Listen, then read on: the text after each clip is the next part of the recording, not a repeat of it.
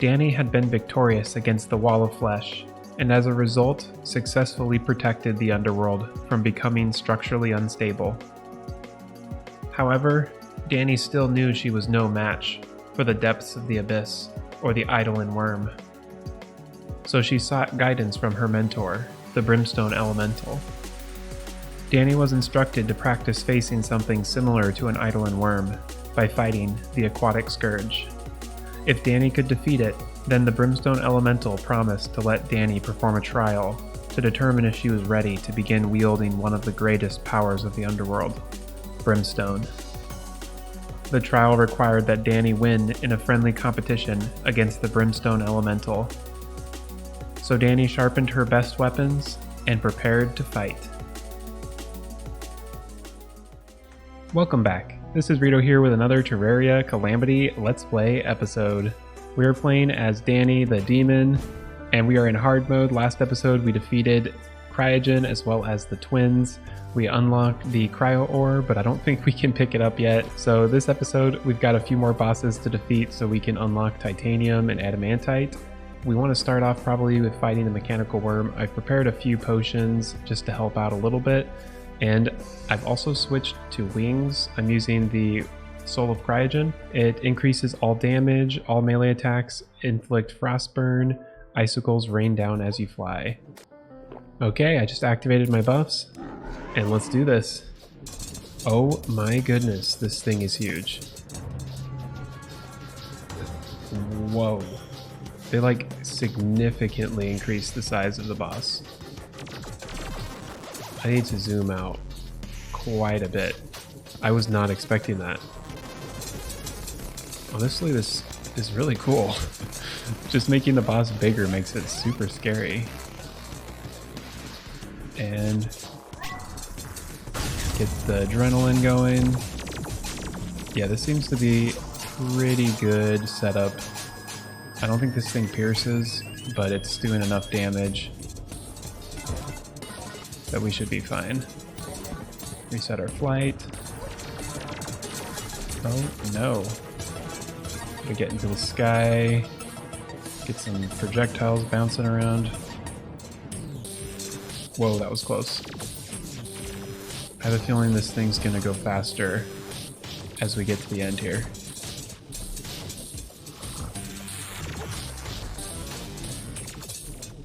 Okay. Oh no. We took a head hit, but I think we may have counter-scarfed through it.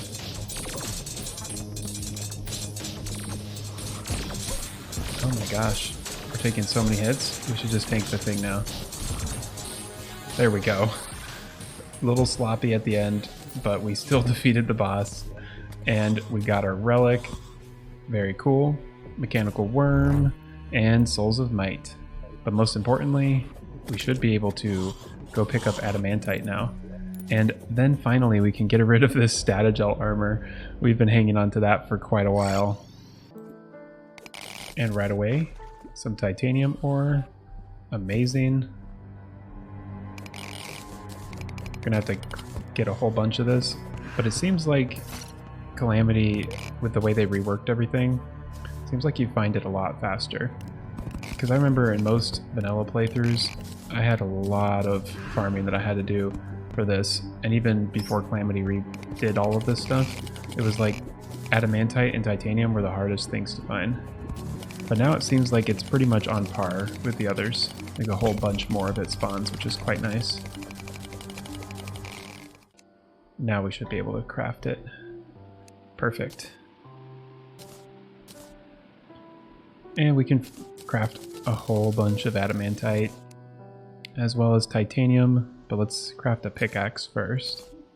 Okay, finally we're back to where I've tried mining cryonic ore for a while, and we can finally do it.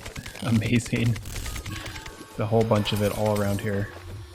Our spelunker just wore off, but I don't think we need it because you can pretty much see cryonic ore. It has a very faint glow to it. Yep, you can see we've got 3 clumps, 2 right here and 1 over there. And finally we can craft cryonic bars. We've got 112 of those. So let's see what weapons we can do now. I think there's something, the Dark Light. Yes, this looks pretty sweet. And then the Star Knight Lance. That also looks cool. Wolfram Armor just got a reskin. That looks really cool. It looks like Wolfram Armor is now a summoner set. Yeah, I don't see any other hats for it. Huh, it's cool. It's like a steampunk look to it. Now we can craft our Daedalus Armor. We've got 89 defense and 302 melee damage. Well, we went up to 114 and 307. And for the set bonus, we've got increased melee damage. It says reflected projectiles deal 50% less damage to you. This reflect has a 90-second cooldown, which is shared with all other dodges and reflex. That's pretty sweet. And here is the evasion scarf. It's just Souls of Night, Light, Silk, and a counter scarf. So now let's go ahead and test out our weapons. We've got about 1,200, 1,100 for the Caustic Edge. And the Dark Light Greatsword does about 1,600, 1,500. This Star Knight Lance does about 800, but it looks like it pierces. Another thing we can do is craft the Ornate Shield. So the Ornate Shield has 8% damage reduction, 8 defense, and 20 health while wearing Daedalus armor, and it grants a Frost Dash. So we could actually switch that out for our Evasion Scarf until we upgrade past Daedalus. It's actually pretty powerful. And then we've got this Starlight Wing, and it's one of my favorite looking wings. It just looks so cool. Let's switch it out for this Soul of Cryogen. It's got better speed and all that, and it says increased damage and critical strike chance while wearing Daedalus armor. And I noticed we can also craft the Flare Frost Blade, and this looks pretty sweet. Rolled as godly immediately. Okay, pretty cool. Let's see if it homes. Oh, it homes in. Hahaha, yes, that's amazing. Does pretty good damage. It's like the Caustic Edge, but it homes, so I think that's going to be a lot better. Well, we are in the Hollowed biome, and it's time to use this little gelatin crystal and fight the Queen Slime. I don't know if the Queen Slime has any unique AI for Death Mode. It might just be a buff to health and stuff. But we are probably a little bit too powerful right now. It's still fun to fight this boss though.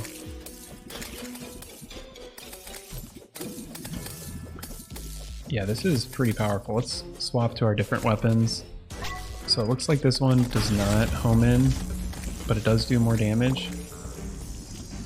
Honestly, this is my favorite weapon, I think. It's so nice. It homes in a bit more aggressively than you'd expect as well.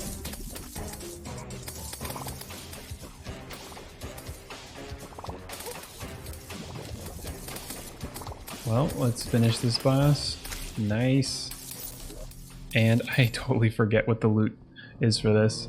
So, releases volatile gelatin periodically. Let's see what that does.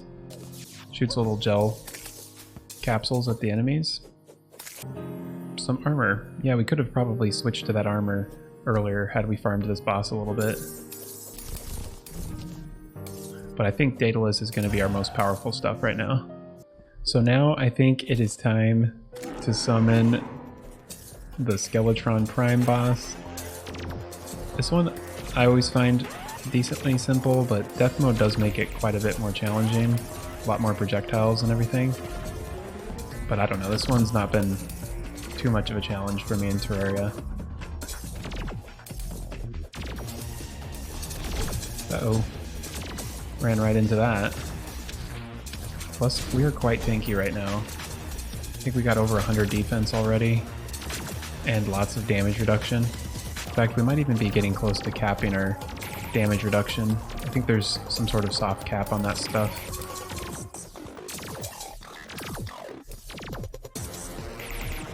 Well, this is going well. Yeah, as nice as it is with Summoner to be able to just run around and dodge, there's such a difference with your damage. When you're doing like a melee class like this, you can really control how much damage you do to the boss. Whoa, lots and lots of skulls. I don't know if I remember that being a part of its AI before. I like it. It's quite fun. There we go, some rage.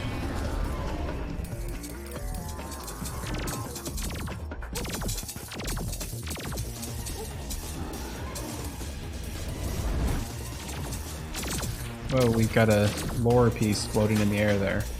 That must have been from the destroyer.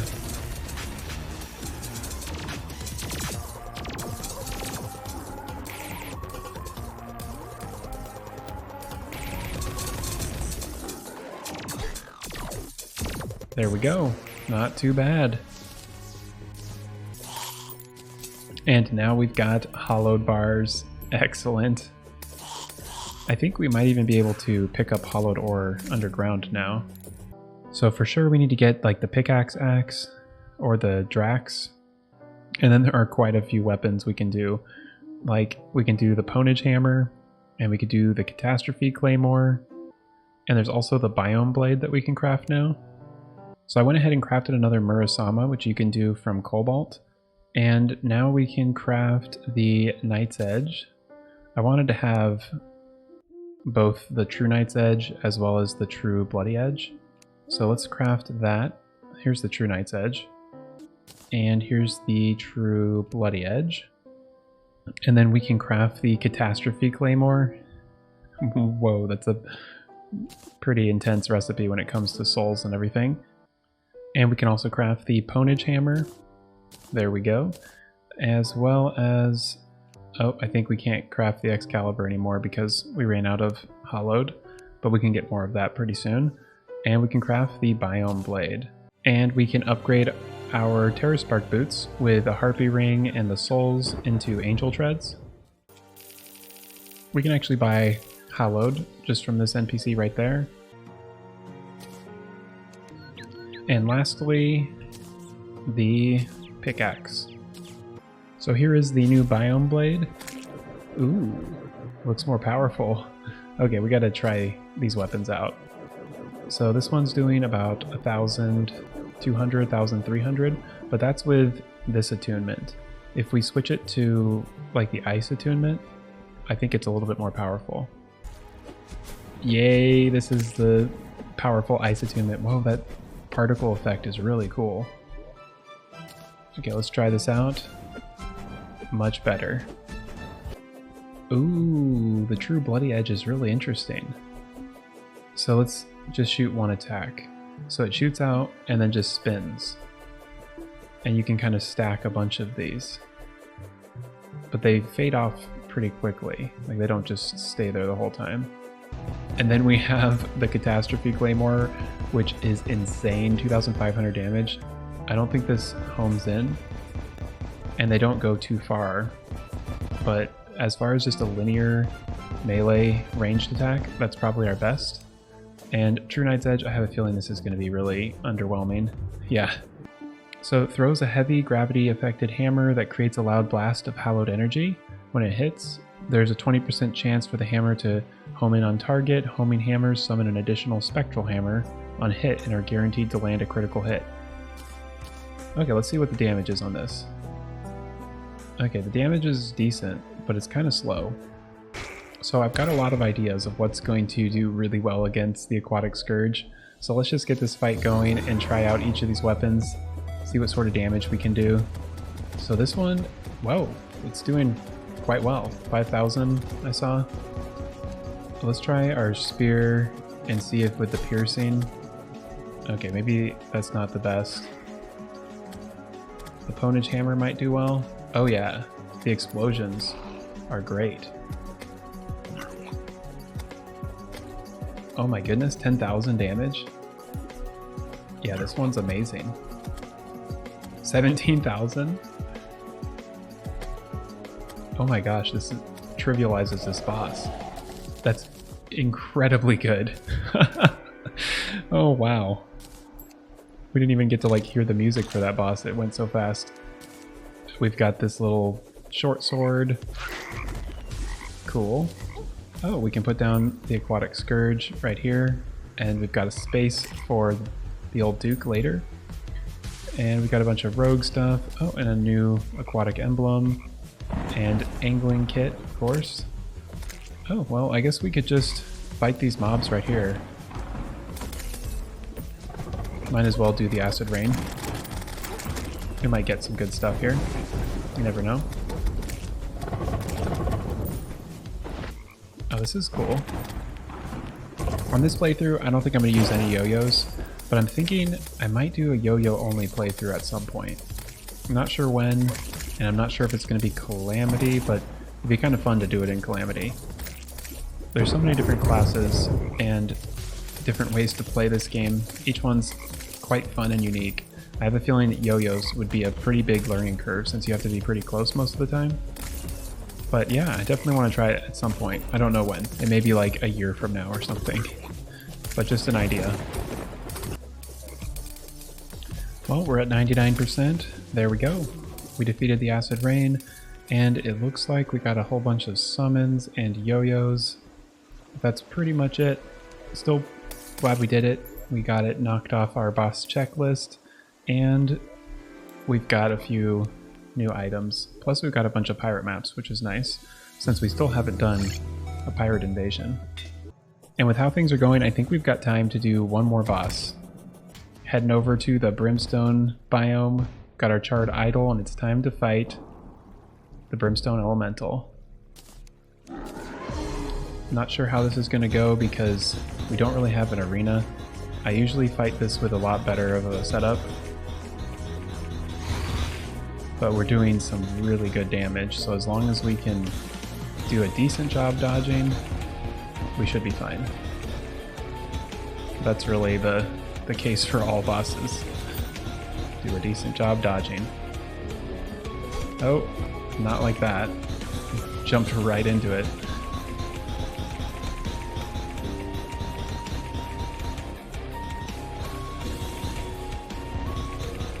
Okay, this is going great. A little bit of laser dodging. Oh my goodness. Do some rage. I think we got it. There we go. Not the smoothest clear, because I took a lot of hits there at the end. But, oh, that's actually a pretty cool relic. We did it. And we've got a really awesome spear. What does that say? Creates brimstone explosions. Ooh. Actually kind of like that. Oh, and we got charred ore now. Okay, now we should be able to pick up a whole bunch of this ore. Charred ore. Yeah. We can get it from those slimes too, which is fun.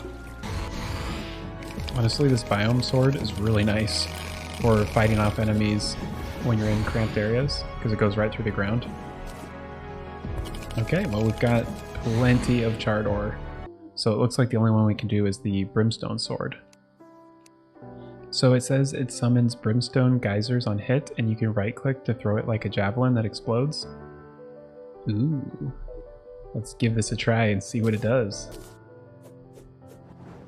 Oh, that's cool. Oh my goodness, you can throw it really fast. Man, that's really good. I only have it rolled to murderous as well. That could be our best weapon. And let's see what this Brim Lance does. Honestly, pretty decent. Man, our problem now is that we're getting too many weapons. Well, I think that concludes this episode. We defeated Skeletron Prime and got some really good upgrades here. We defeated the Brimstone Elemental and the Aquatic Scourge as well. So next episode, we're going to be able to jump right into fighting Calamitas or Plantera. Melee has been super powerful and fun in Calamity. If you're enjoying it, be sure to like and subscribe so you can catch the next episodes. Thanks again for watching, and I'll see you next time.